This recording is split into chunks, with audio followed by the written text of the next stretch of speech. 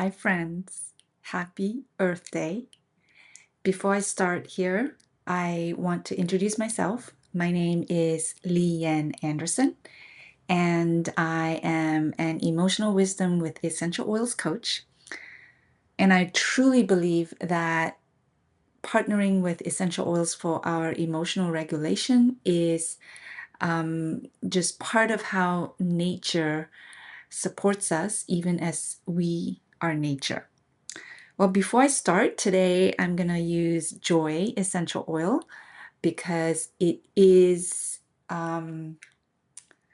indeed joyful to take care of the earth, even as the earth takes care of us. So go ahead and start with an oil of your choice. It really doesn't matter. But as we inhale, we do it with gratitude, sending a little thank you to all the plants that were in a way sacrificed, that they gave of themselves, that we may be sort of given this opportunity to inhale their molecules. And I'm just going to put the rest of that in my heart area. All right, so I want to share with you how Young Living honors the source of our vitality. Would you agree that our connection to these plants and to the essential oils are a huge source of how we thrive every day? So, why does it matter? Well, because every drop of essential oil is precious. We're giving gratitude to the sheer amount of plants it takes for that one drop. So, for instance, for rose oil, it takes 5,000 pounds of petals for 1 pound of oil. And per drop, just one drop is 22,000 petals. For peppermint oil, it's 1,000 pounds of leaves for 1 pound of oil. And for lemon oil, 3,000 lemons for 1 pound of oil. So you'll hear very often when we talk about our love of essential oils, some criticism around how can you feel good about using and consuming these oils when they contribute to so much harvesting, right? We have to harvest so much for that one drop. Well, I hope this presentation helps you to realize that in a way we are giving back more than we're taking. And that is a very foundational concept of ancient wisdom in regards to how we live in harmony and in balance on earth. Just by virtue of being alive, we are part of the cycle of nature of sacrifice and of food and being in the food chain. So just know that it is our responsibility to choose Young Living essential oils because they are contributing to the betterment of the world, even as they are operating. And yeah, it's our responsibility to choose well. And it's also a responsibility to do what we can in our own lives to take action. I think one of the beautiful ways the plants speak to us is so subtle that we don't even realize, but we're in a way being reprogrammed within us to step away from the big lie being we are separate from nature or even we're separate from each other. And so I, for one, have seen over my last 11 years of really being in this community that over time we start to value eating well, eating without harmful pesticides or herbicides, growing a garden, and just having this innate appreciation for the elements, for the plants, for the trees, for the animals. And so I think, even as we are supported in our health by the essential oils, they are, we're supporting them through their sort of reprogramming of our brains. I don't know if you agree. This is a theory of mine. Okay, so just wanted to really reiterate that we are not separate from nature. And as Rumi, the famous Sufi poet, says, you are not a drop in the ocean, you are the entire ocean in a drop. And so this also points to our holographic universe. In other words, when we take care of ourselves, we're taking care of the earth. If we take care of the earth, we're taking care of ourselves. And if we do just one thing, we're doing it for all. And so it is very hopeful in a way because we don't want to ever feel like what we're doing doesn't um, make a dent or a difference, because it does.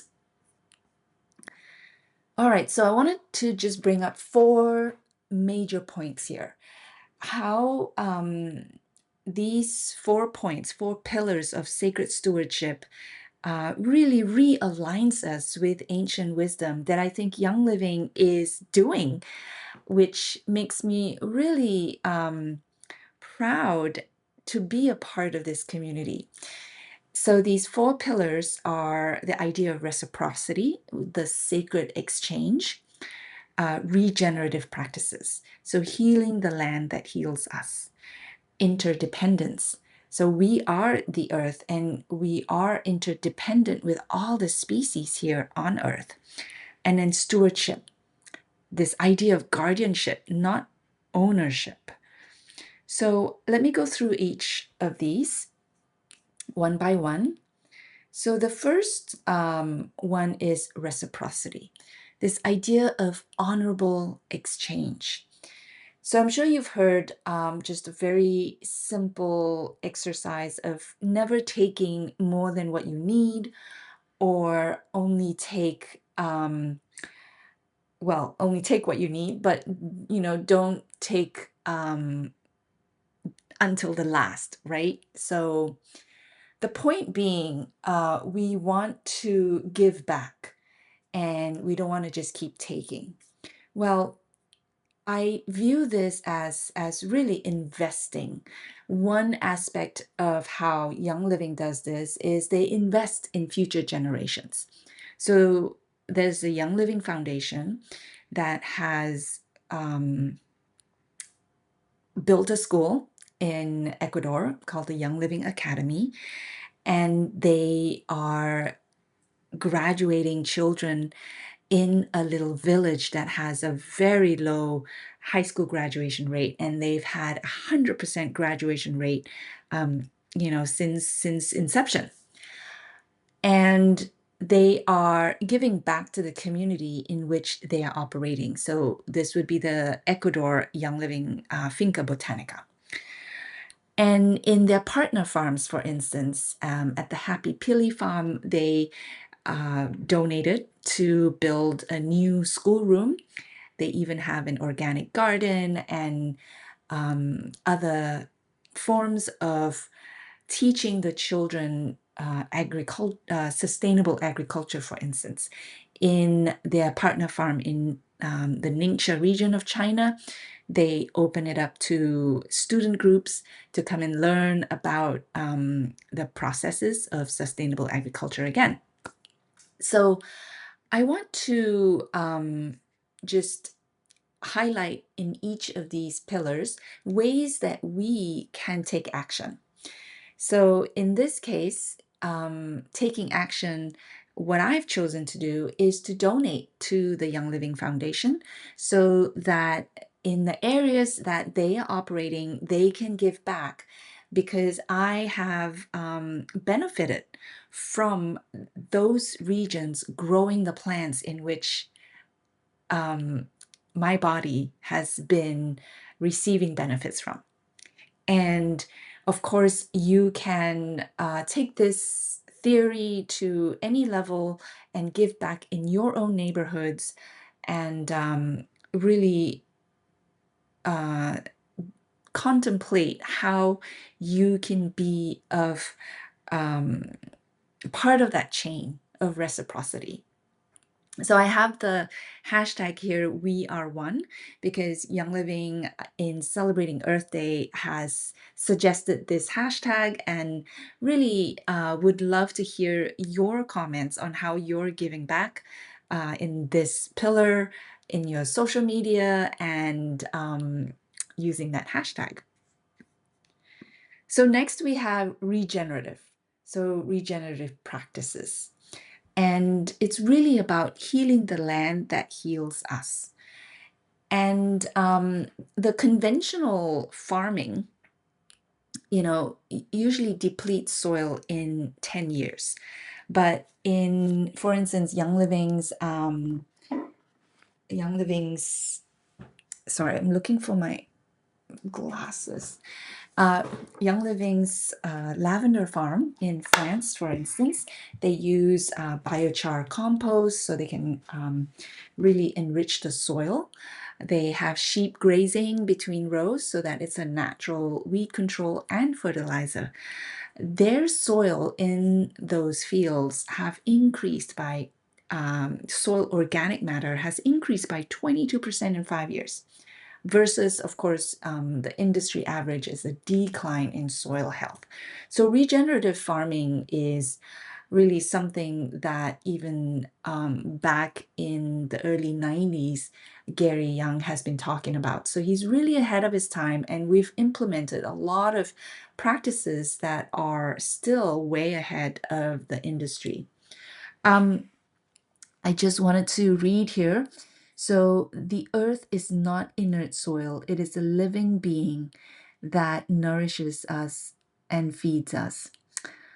From the Vedic Krishi Parashara.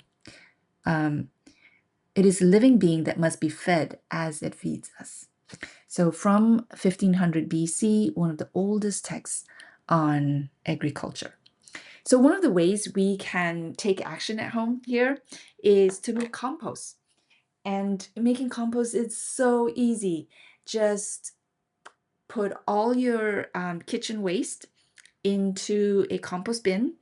And one of the easiest ways I found is to just take a black garbage can, drill a few holes for worms to go up, put in kitchen waste and leaf matter for the carbon, and mix it up, close the lid so that it's really tight, no rats or mice can go in, and keep filling it up until it's full, and then mix it up and let it sit while you start another one. I mean, that's like the easiest way I've found. There are many ways, of course, and you can just Google it, but that's one action. We want to increase our ability to make and regenerate soil on Earth. Okay, so the next one is interdependence. And we are nature, and we rely on really if you want to call it services, right, of pollinators, of bees, of birds, of butterflies, to pollinate the plants that we're consuming. And so what Young Living has done is they have, let's say one of them is they've donated over 11,000 acres as a conservation easement to the Nature Conservancy in Utah. And this is where large herds of elk and deer migrate. So it's not just the pollinators, it's all the species that do their part for the biodiversity of the region. Young Living has also their lavender farm in Mona has been the first ever monarch farm in the US. And so they are a monarch way station. In other words, they have planted milkweed that the monarch butterflies feed on. And so more of the butterflies is um, bucking against the trend because monarch butterflies are in a huge decline and they are huge contributors to the pollination of lavender plants, for instance. And so even in the Northern Lights Black Spruce Farm, you have wild moose and deer and elk that graze seasonally there. And there's continuous research on wild bee population in the Young Living farms. And so they are, contributing to the idea that we're interdependent.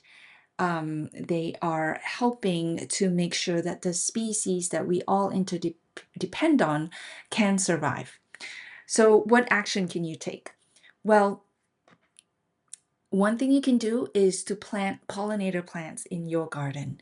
So whether it's milkweed for monarch butterflies or any plants that bees love, and just do your part. Just one or two plants is already going to allow for a buzzing population of bees to show up. All right, and then finally, this idea of stewardship, right? Guardianship, not ownership. So Young Living has 4 pillars of their seed to seal policy: sourcing, science, standards, and social impact. Now, these are self-explanatory, but I'll just go through it one by one. So the seed to seal, it's a quality commitment, it's a promise. And these 4 pillars just really ensure that we're getting authentic science-backed products that are kinder both to you and to Mother Earth that we all live on, right? And that we are part of. So the process goes through sourcing, where they source from corporate farms, partner farms, seed to seal certified suppliers. They validate quality using third-party experts, and they have best manufacturing practices to test the essential oils, ingredients, and products. The standards, so they have pure essential oils with a top-tier standard for sustainability, gold standard compliance program, restoration, recycling, and other earth-friendly partnerships. The science, industry-leading research in state-of-the-art labs, testing by a team of highly trained, highly skilled scientists in-house and third-party labs, innovative product development with pure ingredients. And the social impact is very new and very exciting. So it's responsible cultivation practices on our farms, conservation projects around the world, commitment to supporting a world that will thrive for generations to come.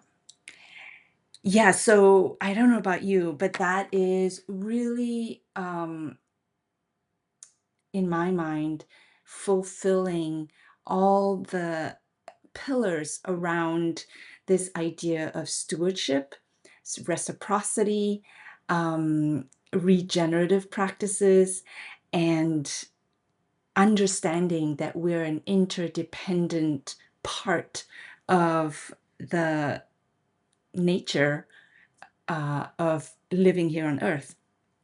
And we are part of nature. So what action could you take here? Well, I'm being a little cheeky, but it is actually quite important.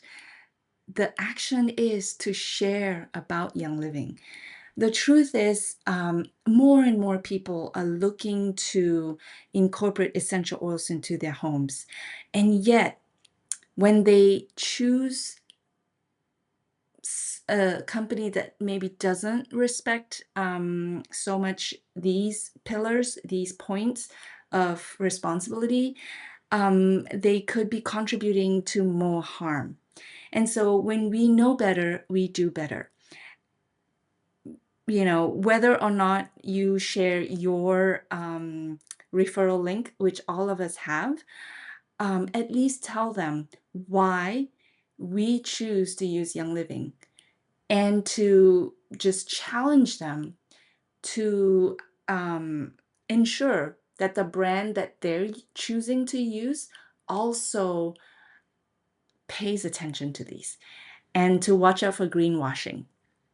So it's really great that we get to visit our farms, and we are really our own internal auditors of Young Living, because when we go there, we are really interviewing them, uh, asking them about all the processes. And in all my time at the farms, they've all checked out.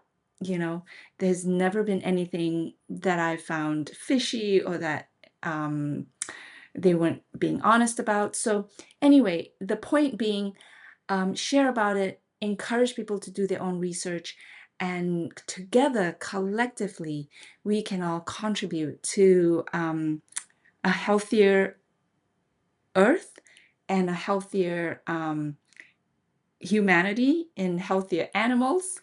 And that's a win-win-win, right? So thank you, and happy Earth Day again. If you have any questions at all, put it in the comments, and don't forget to tell us how you are taking action. Okay, bye.